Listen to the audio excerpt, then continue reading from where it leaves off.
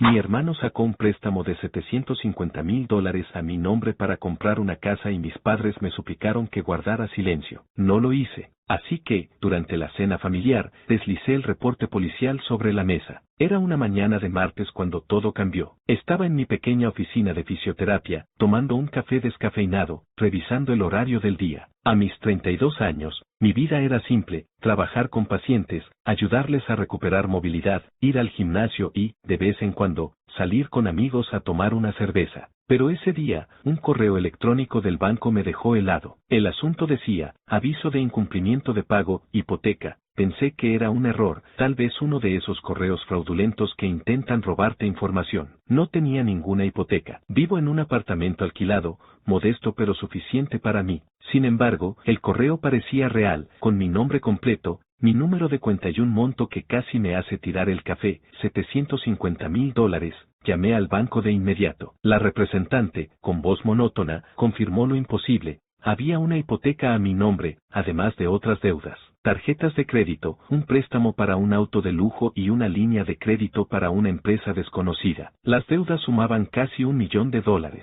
Mi corazón latía con fuerza mientras le explicaba que no había firmado nada. Ella, sin inmutarse, me sugirió revisar mi reporte de crédito y denunciar el fraude a la policía. Esa tarde, sentado en mi sofá con mi laptop, descargué mi reporte de crédito. Fue como abrir una puerta al infierno. Además de la hipoteca para una mansión en un barrio exclusivo, había cuentas en tiendas de lujo, un préstamo para un Porsche y una deuda de $25,000 con una joyería. Mi puntaje de crédito, que siempre cuidé, estaba destrozado. Me sentía traicionado, vulnerable, como si alguien hubiera invadido mi vida. Esa noche llamé a Diego, un amigo contador con algo de experiencia en leyes. Me dijo que parecía un caso de robo de identidad y que necesitaba pruebas para demostrar que no firmé esos documentos. Me recomendó congelar mis cuentas, contactar a un abogado especializado en fraudes y presentar una denuncia policial. Seguí su consejo y al día siguiente fui a la comisaría. El oficial, un hombre mayor con bigote gris, me escuchó con paciencia.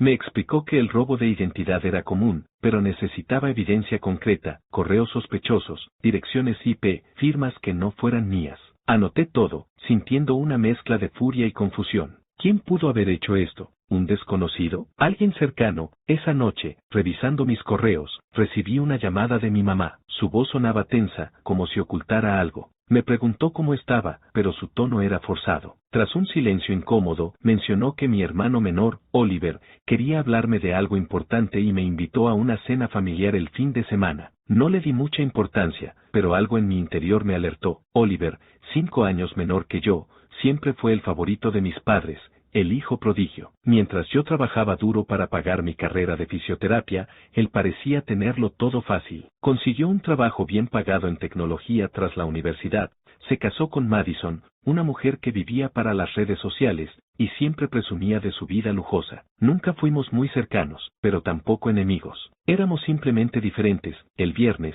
mientras conducía a casa de mis padres, no podía dejar de pensar en el préstamo. La idea de que alguien hubiera usado mi identidad me tenía paranoico. Revisé mentalmente a todos los cercanos: amigos, compañeros, exnovias. Nadie encajaba. Al llegar, mi mamá me abrazó demasiado fuerte, como si temiera que me fuera. Mi papá, en su sillón, apenas me miró. Oliver y Madison estaban en el comedor, con sonrisas que parecían falsas. La cena transcurrió con normalidad aparente, mi mamá hablando de su club de lectura, mi papá quejándose del tráfico, Oliver contando una historia exagerada sobre un viaje a las Maldivas.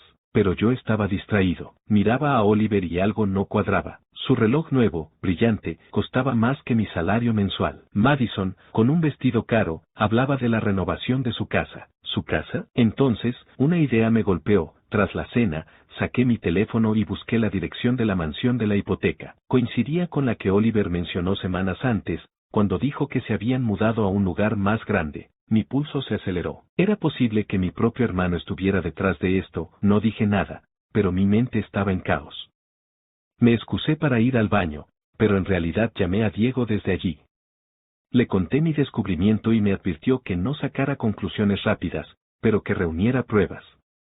Sugirió contratar a un abogado y analizar las firmas de la hipoteca, además de rastrear direcciones IP de las cuentas fraudulentas. Esa noche, de vuelta en mi apartamento, no dormí.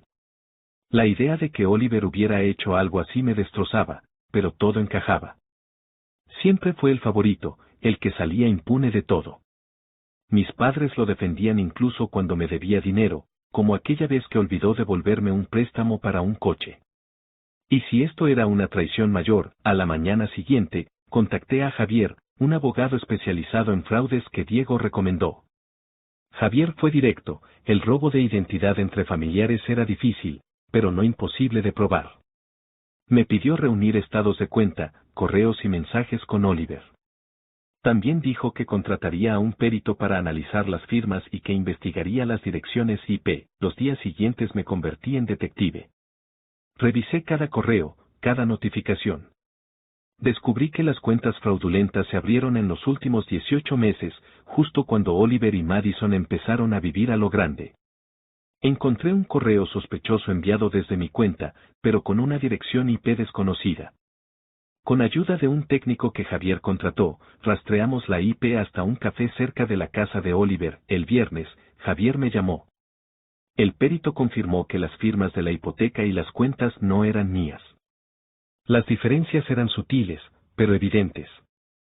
Además, las direcciones IP mostraban accesos a mi cuenta desde la casa de Oliver. Las pruebas eran sólidas, pero Javier me advirtió que confrontar a mi hermano sin cuidado podía complicar las cosas, sobre todo si mis padres sabían algo. Recordé la llamada de mi mamá, su nerviosismo. Su súplica implícita de no hacer drama. ¿Estaban protegiendo a Oliver? La idea me enfermó, pero no podía ignorarla. Decidí que la próxima cena familiar sería el momento de actuar. Con las pruebas y un informe policial en mano, me preparé. No sería una noche cualquiera. Sería el día en que todo cambiaría. Los días previos a la cena fueron una mezcla de ansiedad y determinación. Cada mañana, al despertar, sentía un nudo en el estómago, como si estuviera a punto de subirme a una montaña rusa sin saber si el cinturón estaba bien puesto. Javier, mi abogado, me mantuvo ocupado. Me pidió que reuniera más detalles, estados de cuenta antiguos, mensajes de texto con Oliver, incluso cualquier interacción en redes sociales que pudiera servir como evidencia. Quería que el caso fuera irrefutable. Si vas a confrontar a tu familia, me dijo, necesitas que no haya dudas. La verdad tiene que golpear como un martillo. Pasé horas revisando mi teléfono y mi laptop. Encontré mensajes de Oliver de hace meses, donde me pedía favores pequeños. Oye, ¿me puedes prestar tu dirección para un envío? O necesito un número para un formulario, ¿me pasas el tuyo? En ese momento, no les di importancia. Ahora, cada palabra parecía una pista. También revisé las redes sociales de Madison. Sus publicaciones eran un desfile de lujos, fotos en yates, bolsos de diseñador, una piscina infinita en lo que debía ser la mansión comprada con mi nombre. Cada imagen era como una bofetada. Como no lo vi antes, el técnico que Javier contrató seguía rastreando las direcciones IP. Descubrió más accesos a mi cuenta bancaria desde la casa de Oliver y, sorprendentemente, desde la oficina de mi papá. Eso me detuvo en seco. Mi papá, un hombre que siempre hablaba de integridad, ¿podía estar involucrado? No quería creerlo, pero la evidencia no mentía. Javier me advirtió que no sacara conclusiones, pero que tuviera cuidado. Las familias pueden ser complicadas cuando hay dinero de por medio, dijo, y sus palabras se clavaron en mí. El día de la cena llegó. Era un sábado por la noche, y el aire estaba cargado de una tensión que no podía explicar. Mientras conducía a casa de mis padres, repasé mi plan. Llevaba una carpeta con las pruebas, el informe policial, los análisis de las firmas, los registros de direcciones IP y copias de los estados de cuenta fraudulentos. También tenía una carta de Javier, explicando las consecuencias legales de lo que había pasado. No quería solo confrontar a Oliver, quería que entendieran la gravedad de lo que había hecho. Pero, sobre todo, quería respuestas. Al llegar, la casa olía a lasaña, el plato favorito de mi mamá para las reuniones familiares. Ella me recibió con otro abrazo largo, pero esta vez sus ojos estaban rojos, como si hubiera llorado. Mi papá estaba en la sala, mirando el televisor sin prestar atención. Oliver y Madison llegaron poco después, con sus sonrisas perfectas y sus atuendos impecables. Pero noté algo diferente, Oliver parecía inquieto, tamborileando los dedos en la mesa, y Madison apenas hablaba, lo cual era raro en ella. La cena comenzó con una conversación forzada. Mi mamá intentó llenar el silencio con historias sobre sus vecinos, pero nadie le seguía el ritmo. Mi papá comía en silencio, mirando su plato como si tuviera todas las respuestas del universo. Oliver y Madison intercambiaban miradas, como si compartieran un secreto. Yo apenas probé la comida. Mi carpeta estaba en mi regazo, oculta bajo la mesa, y sentía su peso como si fuera una bomba a punto de estallar. Finalmente, no pude aguantar más. Cuando mi mamá ofreció postre, levanté la mano y dije, con voz más calma de la que sentía, antes del postre, hay algo que quiero compartir. Todos me miraron, y el silencio en la mesa fue ensordecedor. Saqué la carpeta y la puse frente a mí. Mi mamá palideció, mi papá frunció el ceño y Oliver dejó caer su tenedor. Recibí un correo del banco hace unas semanas, empecé, manteniendo la voz firme. Decía que debo $750,000 por una hipoteca. También hay deudas de tarjetas de crédito, un auto de lujo y una empresa que no existe. Todo a mi nombre. Pero yo no firmé nada. Hice una pausa, mirando a Oliver directamente. Sus ojos se abrieron un poco, pero no dijo nada. Madison apretó su servilleta con tanta fuerza que sus nudillos estaban blancos. Mi mamá intentó hablar. Hijo, seguro es un error. Los bancos se equivocan todo el tiempo. Pero su voz temblaba, y no me miraba a los ojos. Mi papá carraspeó, como si fuera a decir algo, pero se quedó callado. Oliver, por fin, habló. Eso suena terrible, hermano. ¿Cómo te podemos ayudar? Su tono era tan falso que casi me hizo reír. No necesito ayuda, dije, abriendo la carpeta. Ya contraté a un abogado. Hicimos un análisis de las firmas, y no son mías. También rastreamos las direcciones IP de las cuentas. ¿Sabes a dónde apuntan, Oliver? Hice una pausa, dejando que la pregunta flotara en el aire. A tu casa. Y a un café a 2 calles de donde vives. El silencio fue absoluto. Mi mamá dejó escapar un gemido suave, y mi papá cerró los ojos, como si quisiera desaparecer. Madison miraba a Oliver, esperando que él dijera algo, pero él solo se quedó allí, con la boca entreabierta. Finalmente, Madison rompió el silencio. Esto es ridículo. ¿Estás acusando a Oliver? Eso es una locura, punto. No es una acusación, dije, sacando el informe policial y deslizándolo por la mesa. Es un hecho. Esto es un informe policial que detalla el fraude. Las pruebas son claras. Alguien usó mi identidad para comprar una casa, un auto y joyas. Y todo apunta a ti, Oliver. Mi hermano se puso rojo, y por un momento pensé que iba a gritar. Pero en lugar de eso, se levantó de la mesa y empezó a caminar de un lado a otro. No sabes de qué estás hablando, dijo, pero su voz estaba llena de pánico. Esto es un malentendido. Yo no hice nada, punto. Entonces, explícamelo, dije, cruzándome de brazos. Explícame por qué las firmas no son mías, pero las cuentas se abrieron desde tu casa. Explícame por qué la dirección de la hipoteca es la misma de tu nueva mansión. Mi voz se elevó, y no pude evitarlo. La rabia que había estado conteniendo salió como un río. Mi mamá intervino, con lágrimas en los ojos. Por favor, no hagas esto. Somos una familia. Podemos arreglarlo sin esto. Señaló el informe policial como si fuera algo venenoso. Mi papá finalmente habló, con voz grave. Hijo, piensa en lo que estás haciendo. Esto podría destruir a tu hermano. A todos nosotros, punto. Destruir a Oliver, dije, incrédulo. ¿Y qué hay de mí? ¿Qué hay de mi vida, mi crédito, mi futuro? Alguien tiene que pagar por esto. Miré a Oliver, esperando que dijera algo, que confesara, pero él solo negó con la cabeza, como si estuviera en shock. Madison, de repente, se puso de pie. Esto es una cacería de brujas. No tienes derecho a acusarnos sin pruebas sólidas. Pero su voz temblaba, y sus ojos evitaban los míos. Sabía que estaba mintiendo, y ella lo sabía también.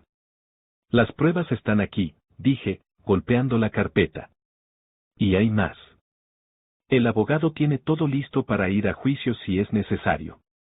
Pero no quiero eso. Quiero que me digan la verdad. Ahora, el ambiente en la mesa era insoportable. Mi mamá sollozaba, mi papá miraba al suelo y Oliver seguía caminando, murmurando para sí mismo. Finalmente, se detuvo y me miró. No quería que pasara esto, dijo, casi en un susurro. ¿Qué quieres que haga? ¿Que me entregue? ¿Que arruiné mi vida? Tu vida, respondí, con la voz quebrada. Tú arruinaste la mía.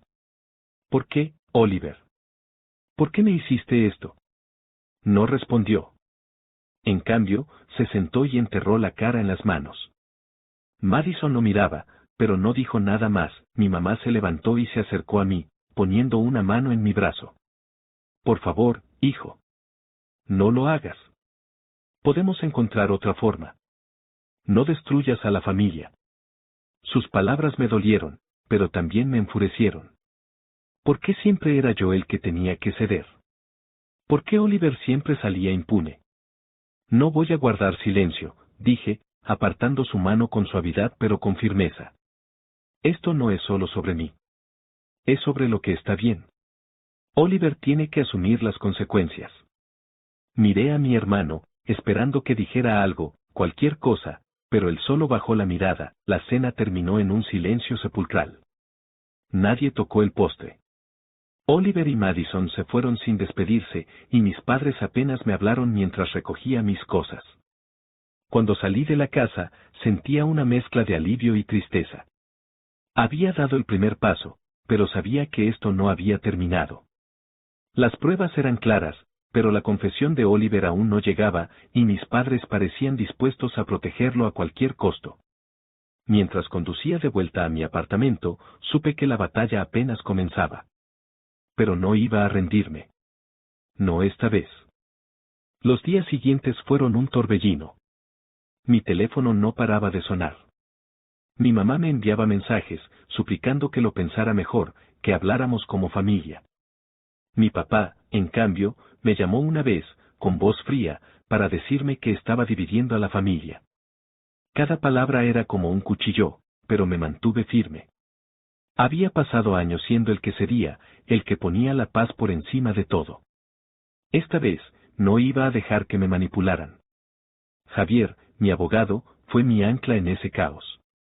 Me explicó que con las pruebas que teníamos, el informe policial, el análisis de las firmas, los registros de direcciones IP, podíamos presentar una demanda sólida por robo de identidad y fraude. Pero también me advirtió que el proceso sería largo y emocionalmente agotador, especialmente porque involucraba a mi familia. Si sigues adelante, me dijo, prepárate para que las cosas se pongan feas antes de mejorar. Asentí, sabiendo que no había vuelta atrás. Una semana después de la cena, Javier me llamó con noticias. Oliver y Madison habían contratado a un abogado, un tipo con fama de ser agresivo en los tribunales. Intentaban argumentar que yo había dado permiso implícito para usar mi información, basándose en esos mensajes antiguos donde Oliver me pedía favores. Era una defensa débil, pero suficiente para complicar las cosas. Javier no estaba preocupado. Tienen miedo, me dijo. Están tratando de ganar tiempo. Pero las pruebas son abrumadoras. Mientras tanto, mi vida seguía en pausa. Mi puntaje de crédito estaba destruido, y cada día recibía nuevas notificaciones de cobradores. Una mañana, mientras atendía a un paciente en la clínica, recibí una llamada de una agencia de cobranza que amenazaba con embargar mis bienes. Tuve que excusarme y salir al pasillo para no derrumbarme. Fue en ese momento cuando decidí que no solo quería justicia, quería que Oliver y Madison enfrentaran las consecuencias de sus actos, no solo por mí, sino por el daño que habían causado a mi estabilidad. La siguiente reunión con Javier fue clave. Me mostró un nuevo informe que el técnico había preparado, un rastro digital que conectaba a Madison directamente con varias de las cuentas fraudulentas. Había usado su propio correo electrónico para confirmar algunas transacciones, un error garrafal que dejaba claro que no era solo Oliver quien estaba involucrado. También descubrimos que la empresa ficticia a la que estaba ligada una de las deudas era una fachada que Madison había creado para justificar gastos extravagantes. Era como si hubieran construido un castillo de naipes, y ahora se estaba derrumbando. Con esta nueva evidencia, Javier me sugirió una estrategia audaz: invitar a Oliver y Madison a una reunión extrajudicial con un mediador. Si confesaran y aceptaran un acuerdo para restituir el dinero, explicó, podríamos evitar un juicio largo. Pero si no cooperan, iremos con todo. Acepté, aunque no tenía muchas esperanzas de que confesaran voluntariamente. Oliver siempre había sido bueno para esquivar responsabilidades, y Madison parecía dispuesta a mentir hasta el final. La reunión se programó en una oficina neutral, un lugar frío con paredes blancas y una mesa de conferencias que parecía gritar negocios serios. Javier y yo llegamos temprano, con la carpeta de pruebas lista. Cuando Oliver y Madison entraron, acompañados de su abogado, el aire se sintió pesado. Oliver apenas me miró, y Madison mantenía una expresión de desafío, como si estuviera lista para pelear. El mediador, una mujer de mediana edad con gafas, explicó las reglas. Esto era una oportunidad para resolver las cosas sin escalar al tribunal.